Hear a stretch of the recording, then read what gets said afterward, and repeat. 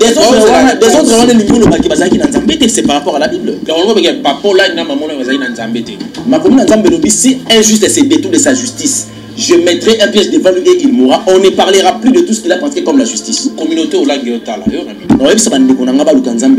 Jésus-Christ offre son slip. Vous savez, les lotis comme les lots dans Brazzaville va suspendre Bango.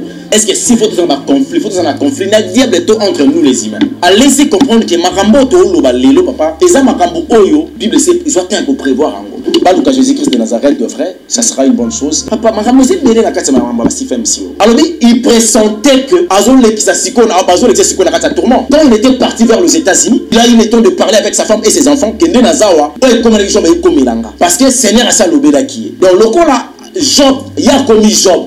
Ça signifie à tourment et aujourd'hui, il est banni, il est rejeté. Dans sa famille, la communauté, na bango ya aseka. Ça fait aussi la honte. C'est ça, sonité. Non. Papa, séparation, monsieur Zarabien. Au moins, avec Muguna. C'était responsable. Il a compris. Pourquoi suspendre à bannir directement Papa. Bon, on va signer la banni, on va dire voici l'homme, il va dire quoi. Soit tu as fait que nous, la bengani, voici l'homme, nous avons bengani. Ok, est-ce qu'on n'a pas membre église, tout va. Et bah, tu vois là, on t'a dit, on va dire, ça va voici l'homme. Ok, n'a pas. Et bah, quand tu as dit, le pan, boya, aux olpans, on a dit, biso bandini. De la night, on dit, mais ça travaille tatao. L'onction tatao, on est sali, tous à la haute, aux ali. Alias tatao, on a un zambe, on a yango, biso, tous on dit, mais quand même, qu'on a le bien, on t'éguilé, bah bien, mais plus on sous. Gloire à Dieu. C'est parce qu'il a reconnu quand même que les efforts et le travail, papa n'a vu ça sali. À peine oui. Dans Ézéchiel chapitre 3, verset 20. Dans si injuste et c'est détour de sa justice. Éternel Dieu mettra un piège devant lui et il pourra. Ce qui a évité tes gazons maladies. Ce qui a évité tes hommes qui n'ont pas eu la bac. Ce qui n'a pas capé, la zipi. La seule chose que ça si les gens qui ont dénoncé, on a fait. Mais t'as rappelé, mais tu m'as fait. T'as rappelé dans sa sodomie. Il y a quoi à permettre entre les mariés, les gens à madame Bon. Ah, c'est tout à fait non. C'est un acte d'abomination. Aïe, bien. C'est ça dans le chapitre 1er. Parce qu'il y a un commerce traité, mais. Il y a tout ça là. Avant de sa mère, elle fait ça le lot dans un négation. Bonjour mesdames et messieurs, soyez les bienvenus dans cette émission tribunale présentée par monsieur le juge en personne. Merci d'être nombreux en train de nous suivre. Je dis un grand merci à la communauté diaspora qui nous soutient de partout. Continuez donc de vous abonner et de nous écrire. Ça me fait énormément un grand plaisir quand vous êtes coachés en train de nous suivre. Je dis aussi un grand merci à celle qu'on appelle Emily Setmaïnga depuis Canada, petite sœur à Jésus-Christ. La Sanité Bongo, Charlie Chaplin depuis Londres, pourquoi pas à Marisa Fleur de Dieu et à tous ceux qui aiment bien cette émission tribunale qui nous écrit à tout moment. Continuez donc. On a Sanité Bandeko, il y a Benny et Touré, Lubumbashi, Katango, Talabiso. Merci énormément. Merci pour nos partenaires comme Évangéliste et Longa Télévision. Oyo, Wapi, Ozorapi, la prédication en live en temps réel. Vous allez bon au canal l'homme de Dieu, Évangéliste et Longa, avec qui d'ailleurs, vous allez actuellement dans la République démocratique du Congo. Il s'agit bon, il y a Makambo, l'église, il y a Maman Langi, où ils allaient déjà dans Kachako Koufa, sur photo le baïsé Koufi, Petro le Makambo, Italie, communauté, il y a Aseka Mobimba. Moni Bongo, voici l'homme qui bongo sanctionné, l'homme lié, na communauté à auto membre, auto pasteur, il y a Asika. Donc il y a raison ni il s'est réellement l'homme lié. Et puis Tina y a poisson, on a zobé solo depuis États-Unis. Et comment il a niveau là pourquoi? Avec l'homme de Dieu, au fond déjà la parenthèse que je dis déjà bonjour l'homme de Dieu. Bonjour papa Taylor Moulumba. Monsieur le juge. Merci beaucoup. Bazota Layo. Balinga Komingi, dans tous les déchets, nous allons scotcher Évangéliste et Longa Télévision, nous allons dans Sagesse Télévision. D'abord, avant tout, un mot, et puis quelques salutations, et puis une prière. Salutations, je dis un grand merci à la Bandegonos partout dans le monde. La chaîne Nias Soto de Kaka, les autres en Bisca, Bisomi Bango, Nzambalola Bati la Bango. Et puis la bénédiction est à la partage de la Bissonios. Très bien. Pour la prière, Toro Kangamisu. Éternel Dieu, merci pour la grâce, merci pour l'opportunité. Jésus-Christ de Nazareth, nous voulons débiter cette émission. Tika et télécharge Saint-Esprit au centre du début jusqu'à la fin, par le nom puissant de Jésus-Christ. Nous avons ainsi prié. Amen. Amen. Alors, merci pour la prière. to banana on na liboso puisque nous on a sala nzambe yele to mon église aux ala égaré et aux ala susu na chemin normalité bana nzambe tout ba comme on vient na bunga poto qui rapidement to bana mutuna liboso eza d'abord église ya maman langue lelo to moni ba parents ba kufi église ekoti poto qu'est-ce qui ne va pas? Premièrement, église et vos anneaux ya mututé. Amen. C'est là où le problème ça se pose, cette conception de l'église d'interne. Okay. Quand on parle de l'église, c'est la famille de Dieu. Vous comprenez? Sur le plan spirituel, le jour où Jésus-Christ viendra, alors on voit l'église à Moutouté. Alors on voit son église qui est sa femme. Okay. Donc nous les humains, au-delà de la doctrine, de la christianisme, voilà. Le jour où Jésus-Christ reviendra, il reviendra juste pour récupérer sa femme. Son épouse, donc quand l'église est comme un sujet d'une personne, et comme nous mais l'église, c'est pas ça avec l'église. L'église, c'est Jésus-Christ de Nazareth. Quand Christ est monté sur la croix, maman ou la Nazareth a quitté. Quand Christ est monté sur la croix, évangéliste de Nazareth a quitté. Vous comprenez? À matin, à la 33, on a le baratam botalibo kotopé sanate. Parce qu'à la kakabiso, à travers l'apôtre Pierre, Aïssa lui dit que c'est cette roque, je te le dis que tu es Pierre, sur cette roque que je bâtirai mon église. Afin que la porte des séjours des morts ne profonde pas contre elle. C'est le jour par lequel le haut se croit en Jésus-Christ comme Seigneur et Sauveur, il aura la capacité de devenir un chrétien et puis la femme de Jésus-Christ de Nazareth. Voilà, vous comprenez? Alors, à ce sujet, il y a un problème. La Bible nous dit dans le livre, il y a Ézéchiel chapitre 3. Allez-y. Le problème, c'est que quand on mingi, pour tout le monde, il y a une source. Est-ce que vous avez banga? Ah, en fait, papa, c'est impossible parce que ce que tu as ce soir, on dit que ça la bien dit. Dans Ézéchiel chapitre 3, verset 20. Allez-y.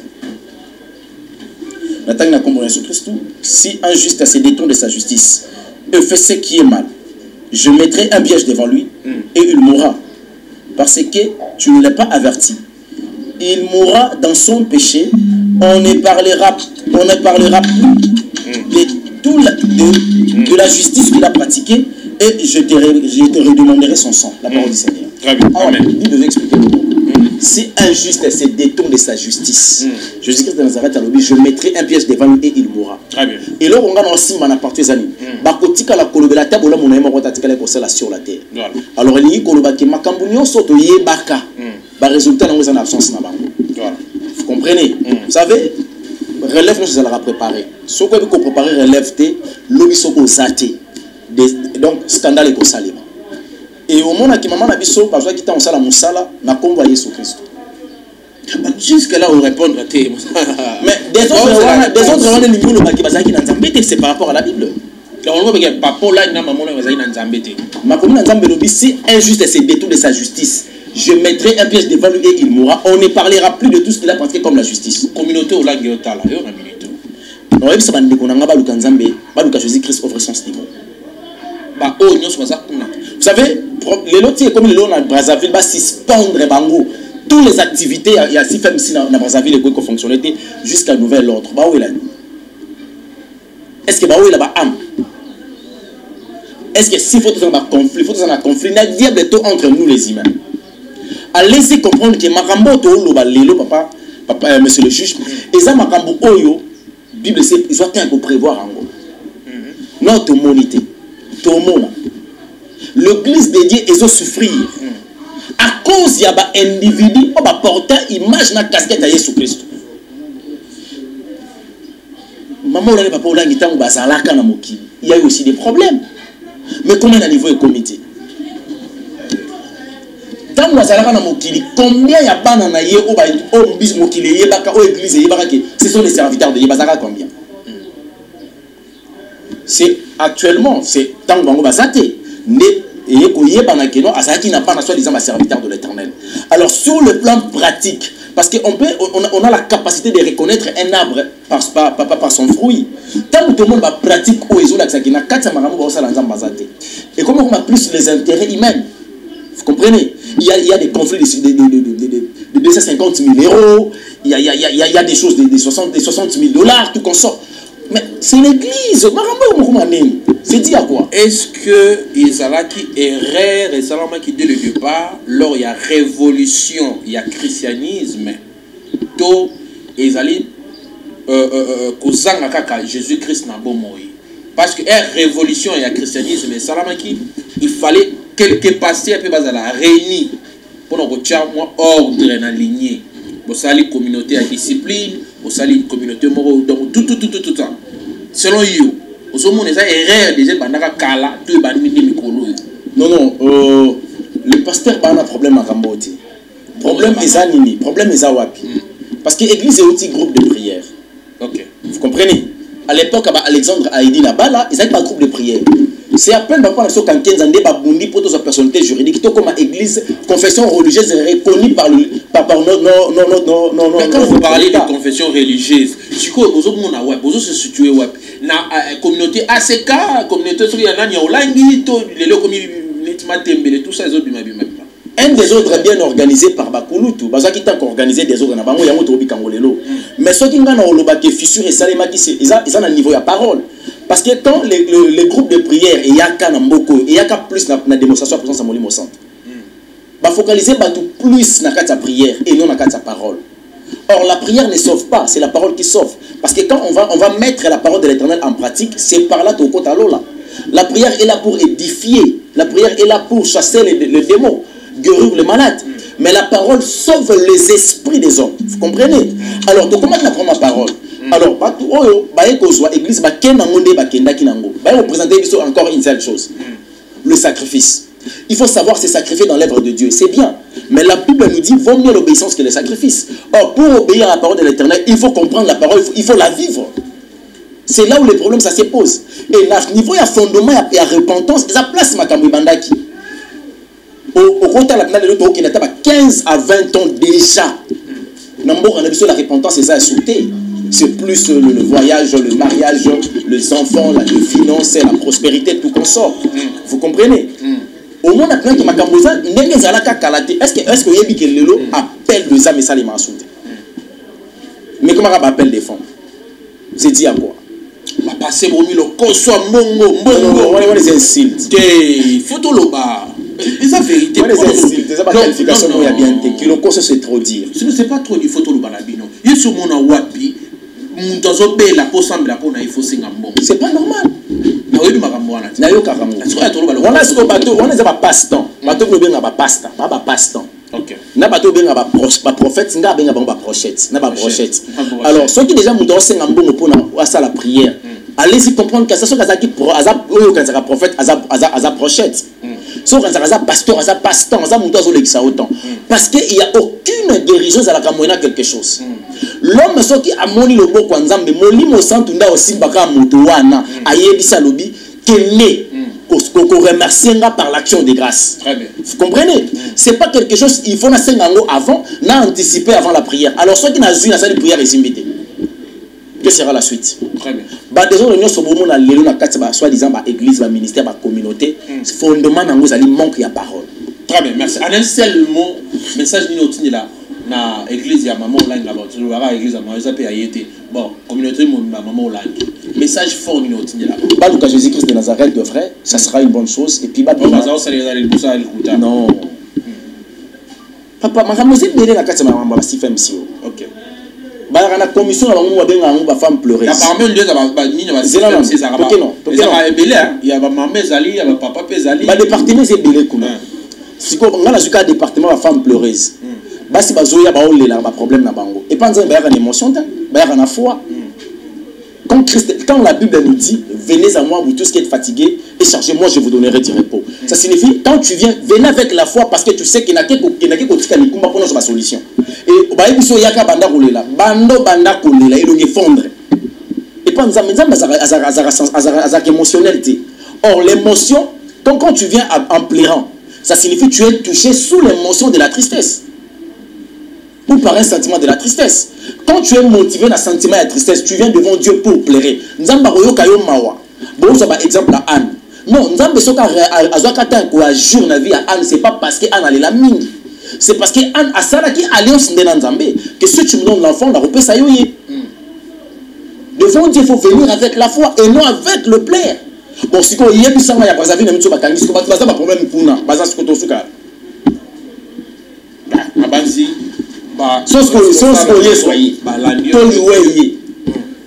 Pourquoi maintenant niveau gouvernement ya Congo Brazzaville est suspendre na benga oka église ensemble ya basantu parce que va trouver des ordres na carte, c'est pas normal. Est-ce que biso va te reprêcher des ordres et nous sommes là pour prôner le valeur et puis la valeur spirituelle, la valeur morale. Il y a moyen de permettre parce qu'il y a une éducation qu'on appelle l'éducation spirituelle. Il y a moyen de primaka. Nous avons raté l'éducation, à rater instruction. Mais si nous avons une éducation spirituelle, papa, à matin qui des hommes sans invité. À une question, ça sera empêché parce que vous les aimez. Par là, surtout, la plupart de ont une éducation spirituelle. Et belé.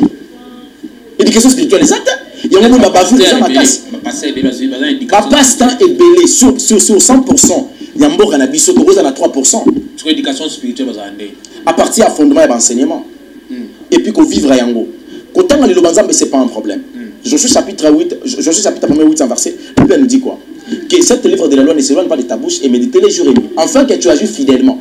Problème est ali à autant à le Lobanzam et puis qu'on dit Kayango. Or, tant que tu as la méditation, papa, biso sali ba droit. Tu sais, l'infraction, hein, infraction pour moi, infraction. L'infraction,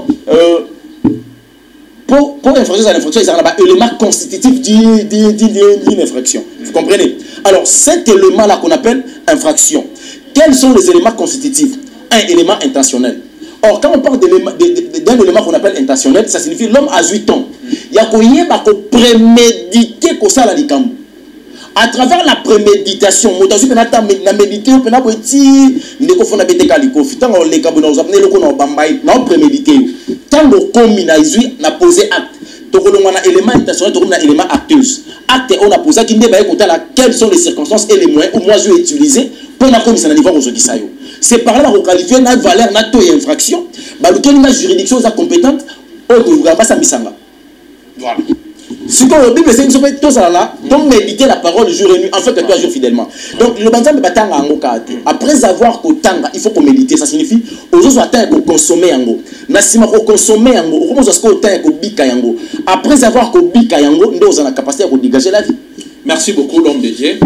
N'ayant tout nos bizarrement il lingai. Père spirituel nous en a. Oui. Père spirituel. Papa moi je suis. Papa tout mis au cadre. Mikolo yo po bazo mono tout na internet balinga ye ba père spirituel nous en a. Azarate? Non, papa spirituel. Yesu. Ozoyoka. Eh, il peut comment appeler sujet des problèmes. Non, mais alors c'est expliqué. Mais oui, il faut s'expliquer. Vous savez, tant qu'on va tata père spirituel. Et ça donc concept que vous en orienté. Oui, et c'est possible. Papa, il y a un père spirituel à Élie. Père spirituel, il y a Esaïe.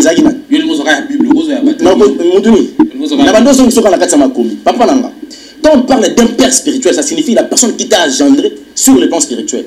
Or, Abraham, c'est notre père par la foi. Mais Jésus-Christ, c'est notre père dans la foi. Alors, qui c'est lui-là qui viendra à la tata nanga molimo? Parce que pourquoi tata nanga molimo? Pourquoi tata nanga molimo? Nanzela kondima. Prophète Eric, s'il vous plaît, s'il vous plaît. Ça créé. Donc, à ça là qui est repère le père spirituel, il fallait consacrer des années. Voilà, ça déjà ça la guerre combien déjà. On a dit prophète Eric. On a dit que ça la guerre. La dit Mosako la sali maman na mbeba. Mosako leni. Eric. Pourquoi Mosako leni comme ça? Nous sommes dans la communauté. OK. Problème. Mosako leni pour ça la guerre. Prophète Eric Kozoyoka. Mosako leni. Mosako leni ça la guerre. OK.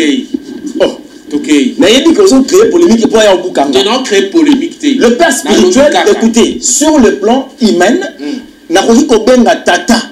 N'a pas dit qu'on benga aîné. Pas le même à consacrer. S'il vous plaît, à reporter un mot. Il y a ça. Parce que tu as benga prophète sur Bazani. C'est erreur. Tu as benga prophète, c'est parce que à cause de la consécration, c'est pas comme un prophète. Non, c'est pas. S'il vous plaît, Mosakoli Azala prophète ou t'es mon maman naïe. À comment prophète c'était? C'est comme ça. Ton beau tamarana ministère, éternel des joies de Jérémie, je t'avais consacré dans le ventre de ta mère.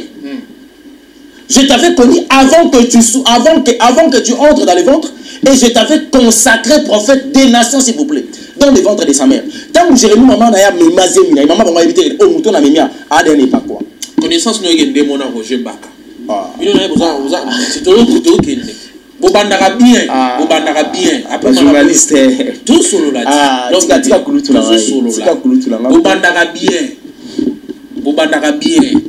Après toyo ba moi mbeba oh ni. Nous sommes des humains. Il y a beaucoup de Ezali, mais le plus grand problème Ezali kotika na kati ya mabete.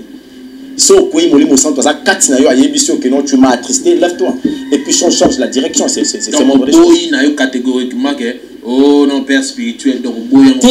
Tata molimo ate.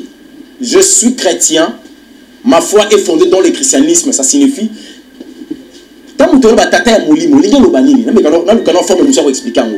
Na boti yo na molimo. Donc yo zon di makengam na boti yo na molimo. O ni mangona nzela ko ndima, n'est-ce pas? C'est par la foi que ngai na bimission na mokili. Or, au monde ake batu musu balobaka ke tata ya molimo ayaka na moto a baptiser yo. Jean-Baptiste est baptisé Jésus. Donc ça signifie Jean-Baptiste c'est le père. Donc s'il vous plaît, Jean-Baptiste c'est le père. Na signe à respect. Écoutez, na signe à respect, na kobenga mutata a encadrer nga guide spirituel nga. Mon père biologique. Mon père biologique. OK. Na kobenga ye tata. Na signe à respect. C'est un guide spirituel. Parce que ba don ba grâce na zana ngoya ngote. Après on na zuyum tabenga ngati. Makambo kola lobela nga yebi ngote alias sana nzambe ya sala ngote. Siko na signe à respect. Na kobenga papa ba route tata. Na signe à respect. Na kobenga évangile celui qui a foutu tata. Na signe à respect. Na kobenga évangile qui zamila kibila tata. Na signe à respect na kobenga avec Pascal Mukuna tata. Na signe à respect. Merci beaucoup. Tu continues, tu qui menace Mangonga. Ah, Sagesse Télévision. Vous avez longue TV. Vous continuez. Vous tu as like na bino, vous tu as j'aime, vous continuez. Vous commenter. Makambo yo, et puis si je vais dans un problème trop. Tu es solo là. Naza kuna. Vous dites que pas dans nzambe ba komoto na libungi makasi. Vous tu ba mona confusion au saranate. Bon, dites-nous un peu. Le tout monde a dit ACK aux les grandes communautés depuis l'époque ba yemba on sina ma musicien. Comme les lots, Kotamola Mabé. D'après la décision, et avec Mukuna, à Sengi, la voici l'homme à se retirer. Mais bah ça les communiquer, on a publié sur Facebook, YouTube, et ils ont les carabiniers. Pendant que de Yébike, voici l'homme a contribué et la communauté mobile, on a assez cas. On a été impressionnant en tant qu'évangéliste. Quand vous voyez ce genre de choses, qu'est-ce que tu fais? La Pamboli, vous avez ma casse signé la Kabouani. C'est le plus grand souhait. Papa Nzambe. Oh, Nzambe akaboli Abraham Nalo. S'il vous plaît, la division c'est mauvais. La division c'est mauvais, mais la séparation c'est bien. Et surtout que c'est une séparation où ils ont la volonté parfaite de Dieu, pas la volonté permissive des hommes. Vous comprenez? Tu dois comprendre une chose. Sur la tête, on va pas la sur le plan pratique, conformément à la parole de l'Éternel. Nous avons permis d'en Nous avons humilié. Nous avons humilié. Qui a tort? On a tort. Selon ma explication. Je dis selon ma explication. Nous avons plus na conditionnel. J'aurais appris. Pose à la tête que affirma qui pour l'État. J'aurais appris que Papa Nabiso voici l'homme, quand il était tombé malade, il était parti vers les États-Unis pour un soin médical. Très bien. À un certain moment, à reprendre la santé, à commis qu'au sein de l'église, il y a une vidéoconférence. Or, selon soi-disant statut à Bango, il y a ACK, il y a vous comprenez? Et par rapport, il y a doctrine, c'est trop dur. Statut à Bango, il y a ACK. Il paraît na statut na bango biloko wana ezala raté. C'est na lobi bien il paraît ezala raté. Déjà papa na biso voici l'homme il a été interpellé pour na yango mais asala kango te. Tango akena na anglo ya ki ya côté na vidéoconférence mais sala ki na commission na bango ba sepela ki te nde ba juta ya ko excommunier. Mais on ne sait pas si c'est là vrai soit que ça na ramuso et pas terminé. Mais problème c'est que zo fan des awa. Bible lo ba na biso na livre il y a Amos. La Bible nous dit sauf que deux personnes bazo tambola nzela moko ba yokalité. Est-ce que batumi ba biso bazo tambola bazo yokalité ba ko tambola nzela moko te. Ça signifie il faut pas ça ni ba kabwana. Et il y a qui ba yokalité. Mais problème ce fandi wana te problème fandi na 1 Timothée chapitre 3. 1 Timothée chapitre 3. Na ba notana on a premier verset. Tina 6e. Maintenant, il a combattu Jésus Christ. Cette parole est certaine.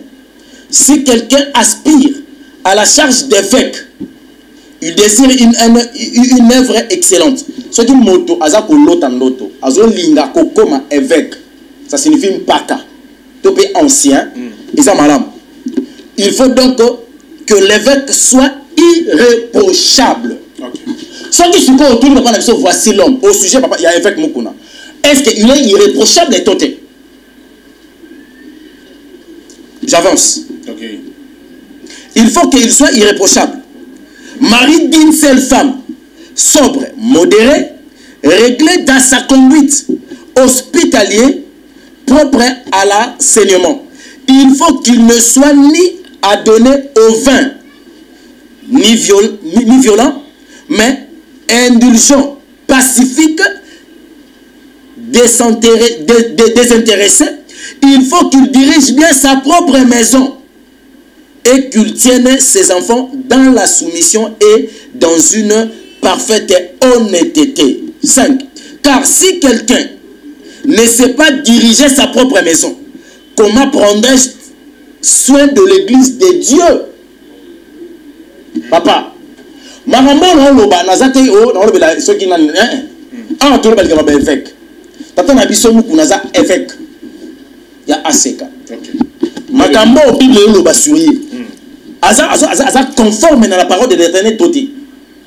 Parce que quand on n'a pas na biso voici l'homme. Il a risqué de pleurer dans le baroute qui allait là qui déjà. Je suivi l'émission de Moko Bakati en plein culte. Alors il pressentait que quand il était parti vers les États-Unis, il a eu le temps de parler avec sa femme et ses enfants que Nazawa n'a commis Job. Parce que le Seigneur a ça l'obéda qui est. Donc le coup là, Job, il a commis Job. Ça signifie aujourd'hui il est banni, il est rejeté. Dans la famille, la communauté, la bango ya aseka. Ça fait aussi la honte. C'est ça sonité. Non. Papa, séparation, monsieur Arabien. Au moins, avec Muguna, c'était responsable. Il a pourquoi pas suspendre à bannir directement bon. Papa, bon racine ba bani ba na so facile il va dire quoi. Ce qui a fait que Muguna bengani voici l'homme nous avons ta bengani était. OK, est-ce qu'on a pas membre église tout ba. Et ba toi là mutake dans le banza Muguna te. Et ça prend voici l'homme. OK na ba. Ba ko tika ndelo pa ngoya o zolo pa na bino biso bandimi. To la night to ndimela gi yeso travail tatao. L'onction tatao ne sali to sala auto sali. Alias tatao na nzambe wana yango biso to zo ndimela ngo. Quand même kuna lobi o tekele ba bien ba bilo comme susu. Gloire à Dieu. C'est parce qu'il a reconnu quand même que les efforts et le travail papa na biso sali. Nenge ba c'est papa séparation ça m'a bêté. Ma bête séparation ça lo lenga pour se séparer. To ka bona neni. Très bien. Il faut pas kabwana de façon que église ensemble et joie gloire. Et Seigneur ba kabwana Yesu Christ a commis ça na séparation na bango. Séparation na bango ça la poursuite judiciaire. Séparation na bango et même aliwate, séparation na bango et même conflicté. Voilà. Ba ça dit bien ba kabwana na bango nzambe ba kota mo nzela mo te. Et ça la réalité bande ko le bango ba yebi biso yebiti. C'est comme on allait voir au Kokabwana Boué. Donc, comme ça, papa. D'ailleurs, la Bible nous dit dans chaque circonstance, il faut que ça va glorifier l'éternel. Na pambolinza menenge papa na biso, balongolio na aseka, na pambolinza parce que, et comme il temps oyo, yosko fota mola yo moko na nzambe. Merci beaucoup. Oza la seconde couverture, il y a yo moko, il y a Jésus-Christ sur yo. Voilà. Tokomi na souka. Mais faut y belo komoko. Un jour, Noé, na masuwa. Noé lobini. Noé avant tonga masuwa et puis place ndama ça ko tonga masuwa tonga yo na kata zamba on imaginer pour la tuer nzela nzambe ça va compliqué Noé ko tonga masuwa zo tonga na zamba pour en face aux bantete babwa bon ko nzete siko bongo siko mai batali no ba bité Noé bon vipe âge on mi pem paka na comportement pas ni mutu neza bianti place o tonga masuwa normalement so les apprendre nzambe datinda kwa ngatango o tonga masuwa pembeni balé pour te retirer quand on a récolté. Nazamba, tu as perdu la tête. Noé a insisté. Papa, ils ont qu'à 120 ans. Au bâtonnier Massoua, 120 ans. Construction à Archouana. Pendant 120 ans. Noé a insisté. il y a eu des gens qui venaient pour soutenir Noé. Ils avaient dit Simbaka Libaya Batongi pe Massoua. Mais quand Noé a silisi Massoua, Noé a appelé les gens pour être au côté parce qu'il m'a les oya. Et là, on dit 120 ans. Ceux qui au côté, au comique à la maquette, il y a Arche de Noé. Au monde, les Américains. S'il vous plaît. Il faut le bakakati. Les Américains, il y a un contenu qui est pas côté. Parce que ingénieur architecte, il y a un peu. Alors, prenons les arbres. Quand Noé a appelé les gens, Noé, Toyebi, Totongi Massoua quand même, mais Kota, vous êtes orienté. Mais pourquoi la bataille vivre très longtemps? Oui, longévité, ça qui m'a cassé. Batu baboy, Noé, moi si naïe. Bana na yena babokilo na ya koti si bango. Et là, on m'a dit qu'ils ont les Kénagés à Guinée. À cette époque, nous avons dit Noé, nous avons dit Balé, ou à Zamoi, c'est moi qui compte ça bango. Na kamwa lion à fin de place, Morona Lika, ça qui lui a lié. Allez à Lika. Et il dit qu'on va dire, Orokosa na makambu mabe, Orosa la mutu mabe. Mais quand l'appel de Dieu arrive sur toi, le mal qui est en toi est fonctionnalité. Ça, c'est la parole. Pour avancer, Bakoti, de l'UGC, vous laissez la rater Sili. Noa Tinda Kombe. L'animal par laquelle, soit les oiseaux par laquelle nous avons déclaré impire. Abi Kende, Talaso Kimokili, Maekiti, quand il a dit Kasayaka, on a compris que Maïsa Okiti. Kombe qui a coûté la partie de notre abattu, Kombe Lia, notre abattu Zongati. Il y a des serviteurs pareils. Au sein de la communauté. C'est une mission. À quel niveau là? A changé. Tout le monde avec Moukona Mona Oloba. Ah, on se retrouve dans Moukona Zona. Il y a dans la communauté. Quand nous sommes dans le passé à Corbeau. Quand on va tinnier, Corbeau a tout poisson gâté. Et nous avons fait des terrains comme empire, ils savaient. Nous avons fait habiter à ce que comme on fait les mission à Poutiguna. Et ça n'a pas tout ça pour PC comme mission qui est pour bâtir une statue quelque part. Offrande na badim et bouleverser ma canisse. A bosani ki yonde muto encadra ki na molimo, a bosani ki yende muto ata mwana onction na yo, ata mwana alliance na yo. Ba tombe comme bazali. Voici l'homme entend en onction. Nazoya. Mais faut répondre. Aye continue à Mibale. Atindi Colombe. Au monde que même la nouvelle alliance Jésus-Christ de Nazareth, après avoir qu'on a baptisé Colombe à Kitaki et le Saint-Esprit. Il a envoyé la colombe. Colombe accueilli, ça signifie l'annonce de l'Esprit de Dieu. Colombe a envoyé à son message. Et c'est là que Noé a quitté. Mais Noé m'a dit que c'est langoué. Et là on est langoué Noé. À mon papa foulé dans le coin. Mais quand on a quitté Boé, mon qui me mettait la lumière. Ils ont dit bon, ils ont dit comme Zindagi. Noé a quitté vertige. Abina chata quitté. Na la la pour la bossa. Ndé ma kino malobaka. Na tetu kakara mamango esila. Noé Meni Masangalangwe, son fils est né. Pardon, parmi ses enfants, son fils est venu. Attends une milité papa na bango. Nous avons à moitié, nous avons qu'une nuit. Moi, na zonga kobetali solo. Nandenge ya critique. Il y a des enfants pareils dans le ministère. Il y a des enfants pareils dans la communauté.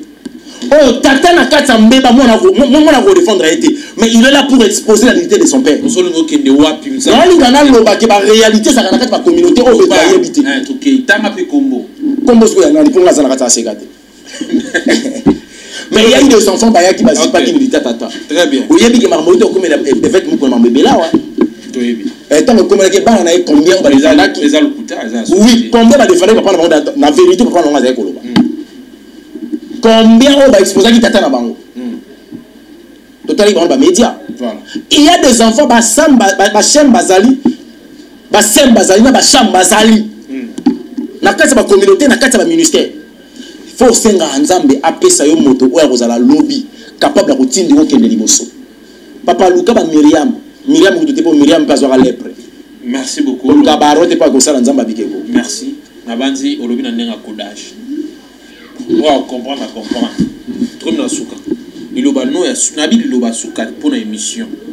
C'est-à-dire conseil pour na ACK. Pour na voici l'homme yemoko. L'église à mon langue. Si FMC. Toka bona.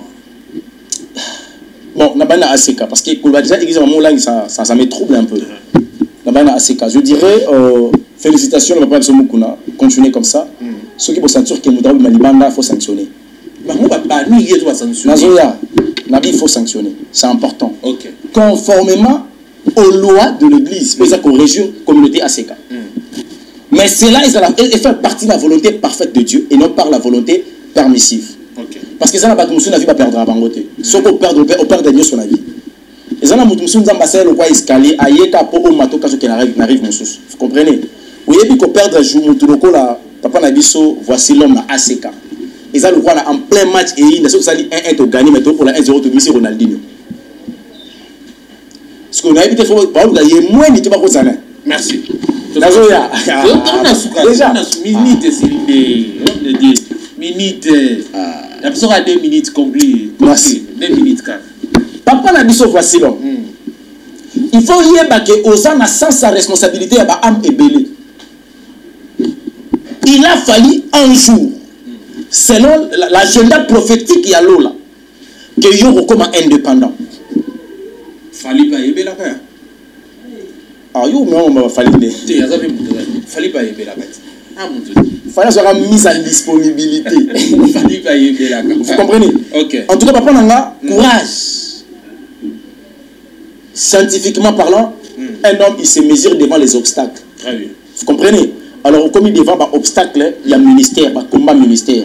Le ministère a des combats et le ministère a des bénéfices. Ça signifie la bénédiction. Passage sur la terre, au regard qu'on les inapercité. Il a fallu que découvrir ma remboursée sur découvrir. Nathan Obozuna avec Mukunanga na Oyebisayo. Monakai kana place au Monakai. Merci beaucoup. Respectez quand même respecter Kai. Merci l'homme de Dieu. Bon abana ya maman Olangi. Conseil ndenge bakangi kuna na Brazzaville bakanga pe awa. Le bana on doit être désordre. Bon bana. Bakanga pe ya Congo ya biso awa. So baksiso kanga awa. Baluki mususu ya na Benin bakanga ngo nyonso. So kuna nini ba parents so ba boti bana. Bana batama na lokolo na bango. To mona ba bato ba désordre ozaka. Papa, il y a un problème. Il y a bano batikeli ministère, na bano babandi ministère. Tato aboti nga apôtre, mon père à moi. C'est un apôtre. Matikeli nga ministère. Derrière moi, la personne qui est derrière moi, c'est un prophète. S'il vous plaît. Vérité, ma ministère n'est pas bon. Il y a une bonne Moïse. Moïse, pas la Bible. Ah, c'est pas Moïse. Ah, tu veux mentionner ma chrétien, tu mentionnes pas pagan. Vous avez mentionné ma chrétien, ne parlez pas, mentionner ma pagan, s'il vous plaît. On a faut retirer mon évangile. Ah! Retirer. C'est un homme de Dieu quand même.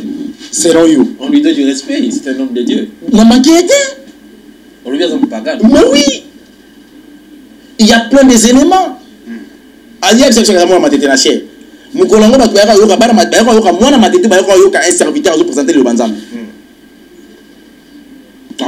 Moi c'est dans l'assemblée. Moi c'est dans l'assemblée. Totika pour ko bali ko banda. Ko banda ki e banda ba on problème. Et comme je suis dans la longue, on a beau très bien. Mais si on te met dans le sol, ça va nzambi. Kubeta koko ça va comme bande gomusu. C'est pour le Moïse, on a dit Moïse mbi. C'est un serviteur de Dieu. Normalement l'héritage spirituel. Yo moye bisanga la sainte doctrine on va dans le bilaka lelo. Na cité bete les arati. Tata bango zaka na ngote. Que nous kasiko prochette de Niles. Prochette de Niles à l'oba que yé muta longo lisa ba mama ba tu foulard kuna. Abenga ndeko wana bisa bi boîte sa foulard quand ça pantalon à église au moins l'église est ça la plein. La pensée humaine est pour étouffer la pensée divine. Na kala wana nyoso zaka wa pona lo ba Niles. Pourquoi les loba zaka contre Niles? Oh c'est le seul prophète oiseau de la batu vite en face. Non non on s'en contre. Nous pas dans ça la spectacle papa et papa rien. Nan. Ngane vous en contre de Niles. Ah c'est ah la vérité. Mais oui la vérité papa non. C'est un grand païen, il fait la gloire de leur royaume. Est-ce que Moïse a Jésus-Christ na nini? Na croix. Na croix. À côté de Lola. À Seigneur pardon. À cause de rappel Lola. Moïse a Seigneur pardon. Moïse a reconnaîtra Jésus-Christ. A reconnaître ma béna. Oui. Si il va reconnaître ma béna. Ok Lola. Papa. Tant que tu veux côté Lola te. Ah? Tant que tu veux côté Lola te. Tu vas fatigue. Tout est possible. Tu vas fatigue. Ngana na abonné na raison de lui faire loter. Rebete en tolo. Na zo beta tolo parce que je connais mon Jésus là. Na ngana na li faire. Amen. Toko na suka. L'homme de Dieu na boyi faut to kata to la suka. To kata. Makamboza na mono homo qui est déjà ma casse donc attention à ma bé. Romini, tokata. Tokata, n'a pas problème. Surtout continuer, Naza, surtout tokata, Naza, donc c'est pas un problème. Message, mon aïe, pesa mbote, to kabaka. Non, ceux qui n'ont pas pesa mbote, n'a ozangisa. Na boyate. Si vous moutons na ozangisa, vous bako boye ko boakanga. Moni ke ndaka. Ya on a lobby ka ke, libota na nzambe ba ibaki yeso azoya. Entre je suis bisayo, tikape makambo, singa bato ba mbongo pour sambela bango. So ezana mutu moko. So ezana mutu moko aza sincère, s'il vous plaît. Te se peli fingapo. Donc ça comme comme asionga. Papa, mone toza. So ezana chrétien, yana mutu moko. Oh, ben il dit que avant na sambelela yé na ibisa tindela apesa nga mbongo. Akomela biso. Akomela biso na akoma. Mais si je sais muta komela za ndoki. Très bien. Je suis parmi. Oh le penza. Liga mbongo ba kipati. Amen. Papa nga ko la pambolanga. Ko lo pena kenda na fani pe muta benga papa longa. Na lali me na zo lota seigneur azo ebisanga na peso mbongo. Est-ce que Job ko la tika hier? Oui. Yesu ba tiki yo ko la tiki o résister. Oh soka tiki na bongo yebite que Job akoyaka. Voilà un exemple à Job. Oh, vous savez le reconnaître que Job akoya. Et Job avait péché. Eh, très bien. A comment la ngola mbota mana ye? Oui ba ngote ya. Tara méchant. Siko ba souffrance ba Job wana. Mais pour aller le so yeye. Merci beaucoup. Voilà, to silisi na moni rena mabangate, ngala ozala obligé de conclure, il y a aussi cette émission. Mesdames et messieurs, nous sommes pratiquement à la fin de cette émission. Donc ceux qui ont CP là qui émission, faites-moi un signe tout simplement en commentaire. Na pesi kulu tanga Roger Bakambote bele. Bah il comment fallait tout souku ça no pe wana. To yebate so bozo la nini na kulu vie vie na ngai Roger Ba. Bozo la nini. Non, en fait, l'évangéliste Roger Baka, problème est athée. Toujours il est loté, c'est mon vieux, c'est mon couloir, toi, moi. Le toyo comme arrestation, est ça possible? Est ça possible? Est ça possible? Makamoko le kaki, il y a ba réunion ba kenagi na ba ngona ba chef coutumier, ba kabal juif tout consort. Ah, ba to nini? Kabal juif. Na Roger Baka. Ça qui na kati, ba sala ki réunion concernant makambo ya est. Baluka ndenge nini bakoki kosala de façon que na mboka na biso na est république qui est kota. Pourquoi ta na est république ba des autres des alaka? Alors il y a soit des hommes spirituels bazaka na mboko. Nde ba kenayi ba sangani ba solola ba réfléchir comment faire asseoir cette situation. Ba tulora ba mwana ntsemi. Mais to za na embargo, n'est-ce pas? Tout ça va arrêter. Mais mon ancien ma joie va indiquer. Bête comme la bombe. Donc ba benga mon ancien mi. Ba kona ki sa mon ancien. Soit bandika na yo yaka na ngoto ki na est. Quand après ba gonde baza to bête bandika. Et comme on ba bombe, ba gonde ba kufi. Au lieu de que ne kuluka ba santa de pa ya Poutine. Et aux alamiens to sanga na bongo. Alors avant na yango, comment je vis cela? Dans le but ça c'est l'écuménisme. Mais c'est ça là. Oui, Kourouta Sangal Nango a lobby na raison à est na raison religieuse. Ok. Et tellement marondimate. Même si ok, comme tu m'as dit c'est là, gloire à Dieu. Mon plus grand problème c'est que quand on a batouana ti. Ndé ozana bango, il faut la kisa bango que on a nzambo aleki bango. Tant que là on a prophète Abal pour ba solution à mboka, moi tout besoin ko ta place wa. Donc tu comprends bien le problème bandi wana. Kourouta nanga c'est pas la quitter l'émission na sali.